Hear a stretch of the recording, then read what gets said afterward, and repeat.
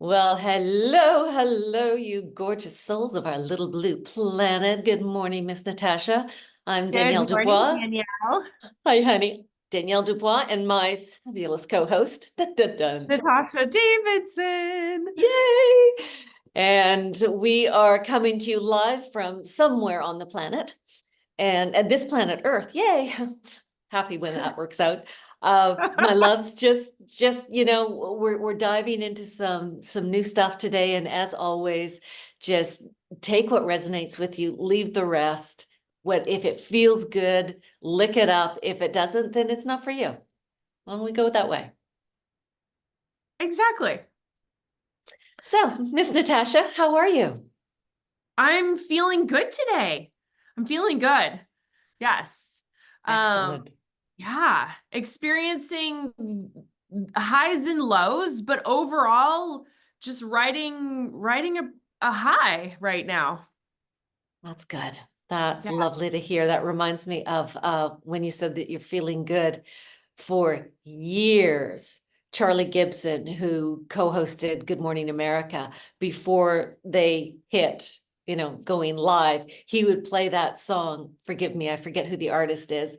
I feel good. Da, da, da, da, da. I Ah, knew that James I would know. Brown.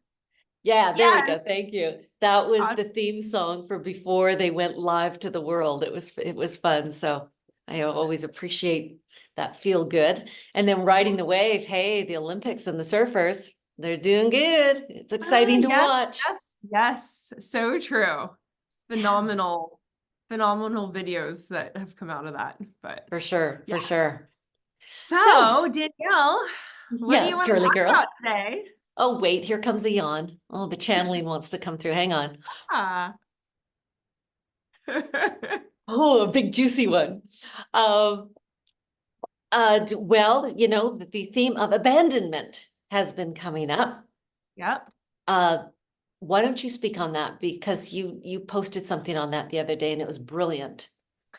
Yeah, yeah. So what came up for me was, and kind of surprisingly, when I was reflecting on self-worth, self-love, feelings of abandonment came up.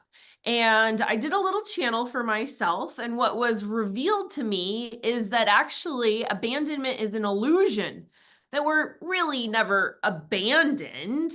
It just is maybe our perception that we've been abandoned. And the invitation is to realize how magnormous we are, how magnificent and enormous we are, and really step into our power and remember the powerful beings that we are. And so if someone has abandoned us in the past, it's because maybe we didn't really need them. Maybe we were more powerful than we even realized.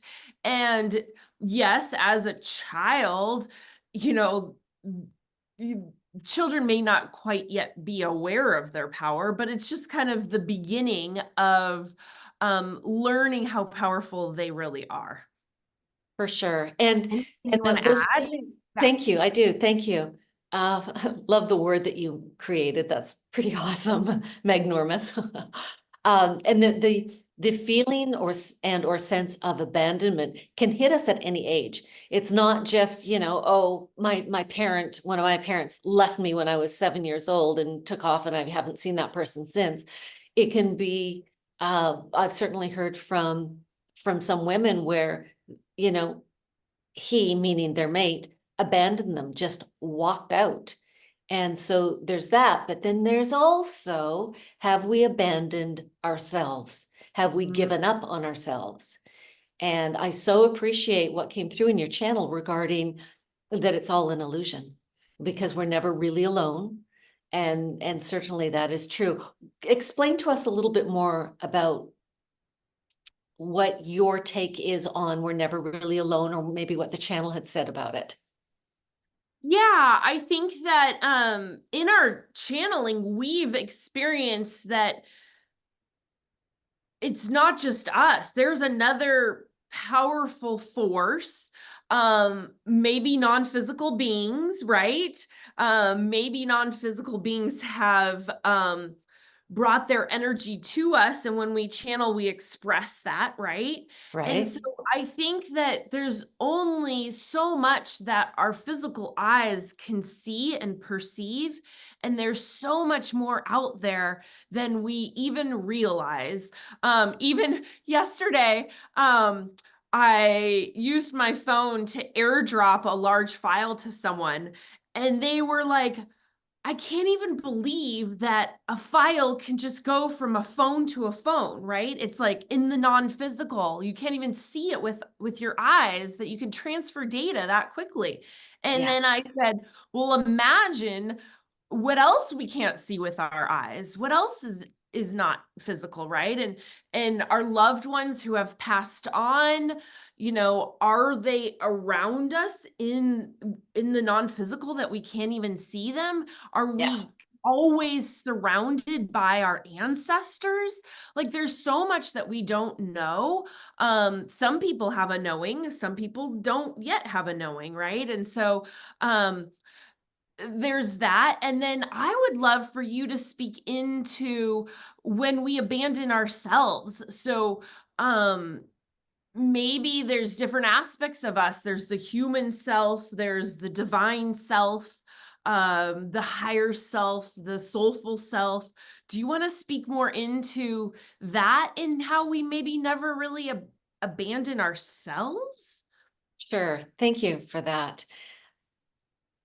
When I spoke of abandoning ourselves, I was thinking mostly of giving up on ourselves Mm, and and feeling like, oh, I've been trying to make ABC elemental PXYZ work for so long, and it's just isn't. And I'm I'm not good enough. I'm not smart enough. It's not happening. Whatever those that loop, that recording is that goes to your head. And it's based on history that, well, I've had so long of it not happening. I must be wrong. I must be doing something wrong. I must not be good enough, etc. And you abandon it, and very similarly to abandoning one's dreams. And boy, oh boy, I've heard from different masters that say when you've had that dream, when it's something that you've desired, it never goes away. It's just a matter of you aligning with it. So mm, now when we're speaking of abandonment, okay, so how can we align or realign with ourselves, with our dreams, with that which we desire? yes, Abandonment's a really big umbrella. it Like sure there's, is. yeah, because it's not just that person abandoned me. It's everything that we're talking about and so much more. Yeah. Yes, yes. And what just came to me is when our mind abandons our awareness of our soulful self, almost like the mind abandoning the heart, and Yes. kind of separating itself um, from the heart, from the soulful self, right? And the mind thinking that it has to figure it all out on its own, or, it kind of abandons its soulful knowing that everything's always working out for us. Okay, so that was so rich because it's exactly when the mind feels like the heart has abandoned it, Uh-huh. love has abandoned me. The Uh-huh. person went away, the mate went away, the dream went away, heart and love, it went away. And now what we want to do is we want to merge back together the mind and the heart. And Yes. that's where the alignment comes in. Yeah. Yes. That was so good what you just said, Natasha, about the Ah, mind thank and you. the mind having to figure it out all in itself never works. I Never know. works. I And know. hello, speaking from experience. Yeah. You Yeah. and It me just, both, girl. yeah. Yeah. Okay. So this is so juicy. Okay. So now how can what would you recommend? Where would you go with a client, for example, to merge mind and heart to reach alignment so that abandonment just is no longer in the picture because you're now aligned? Yeah, I think it's a remembering. The mind just needs to remember. So Remember what? it forgets so easily its connection to the heart. So it's almost like the mind is like a focusing tool, and it's like getting the mind to focus on the heart, right? And so maybe let's do that right now. So Okay. Yes. allow your mind to kind of just leave conversation, leave whatever it feels like it has to be doing, and just kind of allow it to quiet and still and bring awareness to your heart space. And then begin to breathe in and out of your heart as if your heart were a sphere, maybe even a donut, and kind of do this like spherical breath in and out of the heart, almost allowing it to pulsate.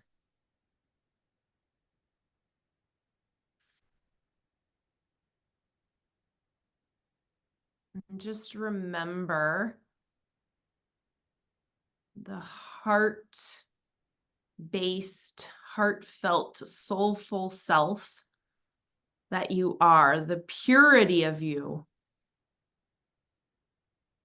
the purity of the spirit of you here having this human experience,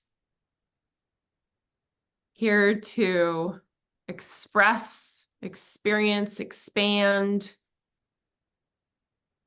and just drop into that. When you say drop into that, is that the mind dropping in or the whole body? What's dropping into that?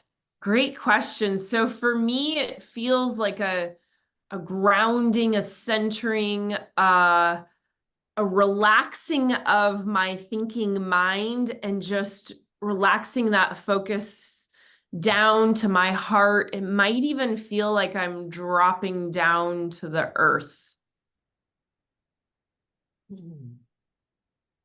It's a settling of the mind, a settling of your energy, relaxation, a coming home to your body. Oh, how beautiful does that feel? Coming home, home. Yes. You know that expression, home is where the heart is, right? Oh my gosh, that's so perfect. Came through. Well done. Well done, Natasha. So I don't know about you, Danielle, but I feel more relaxed. I still feel my excitement, but oh, something's coming. I Something's know. coming. Is there anything you It's feel my like you tell. channel right now? Now that you've dropped it home into your heart space? Yeah. Let me do something about home. Hang on Okay. here.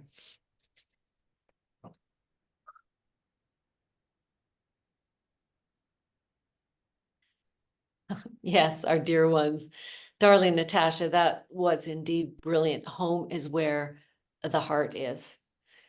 Heart is where the home is, a little bit, but home is where the heart is. And the heart mm, can be described in so many different ways. It can be, of course, the physical building that you call home. It can be the country that you call home. And it most certainly can be within yourself. And when home is where the heart is, when you find that within yourself, you can be anywhere on the planet and feel like you're home. And we know of souls on this planet who are indeed searching for, longing for, looking for their home. They're looking for roots and looking for home. And we would say to those sweet souls, again, bringing it back to the self, bringing it back to your heart and dropping into your heart, mind dropping into your heart and breathing. And in a moment, in a moment, whether it be for 3 seconds or 7 seconds or 27 minutes or 42 days, feeling home wherever it is that you're standing, sitting, walking, breathing. Because I am home, because I am my own home. And we're not now speaking of any sort of a physical building or even a physical place, but feeling that you are home because you are God source energy. And within that, you are home because you can never not be at home when you are God source energy, because God source energy is, by its very definition, so to speak, home. It's home. It's where we come from. It's home. And so to understand, to feel, to know, to breathe into, I am home because I am God source energy. I am home. Wherever I roam on this planet, wherever I may be, I am home. And there is such tremendous power and empowerment in feeling that you are home, you are at home, wherever you may be. We shall leave you with that for now. We love you. That was brilliant. Thank you, Channel. Yes. And what came to me, Danielle, when you were speaking is that yes, the home is where the heart is, and we can energetically come home. And you talked about roots. So we can also root ourselves energetically by bringing our awareness to our heart and then root down, like almost Nice. feel energetically. Like I close my eyes and I envision, okay, I'm here in my heart. And then I envision dropping down, down, down, down my body, and then just connecting with the earth beneath me. And I can even envision like a tree's roots Yes. growing into the earth, spreading and creating that network of roots below the earth and really grounding. And Love it doesn't it. have to be a physical grounding. When we do it energetically first, then the physical shows up later. But when we create, because we forget how creative we are, we can create with our focus and our imagination and feeling it. So when we come home and then drop it and drop those roots, then we are heart rooted. Oh, heart rooted. Perfect. Yeah. Perfect. Perfect. Beautiful circling back to heart rooted. Yes. Yes. Do you want to share with the world why that word is so beautiful? Yes. So actually, when I was thinking of creating um a business, right? I was thinking about names, and the name Heart Rooted Health came to me, and it was almost like it wouldn't leave me, right? It just came.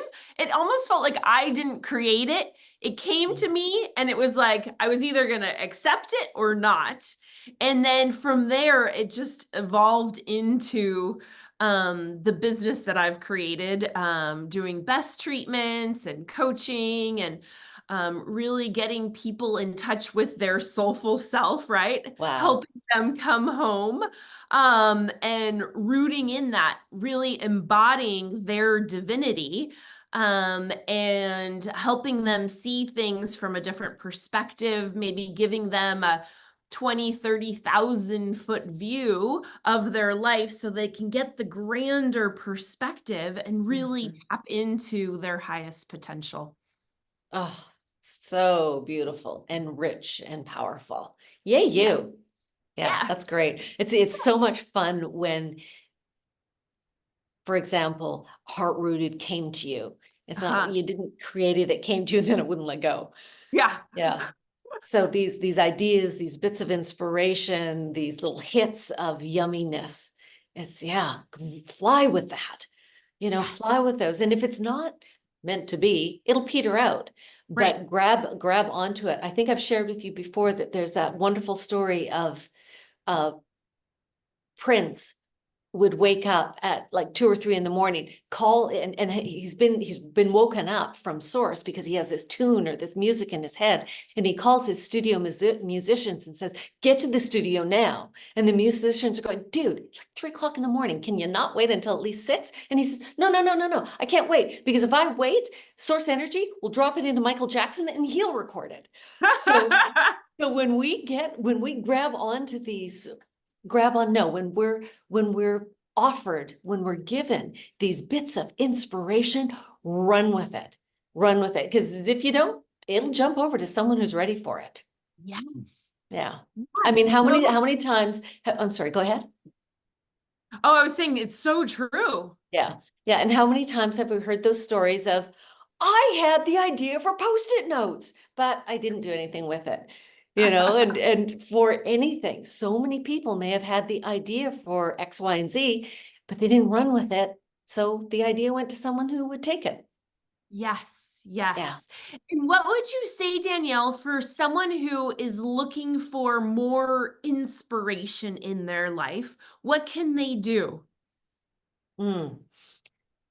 Inspiration in a specific category, or are you speaking just generally?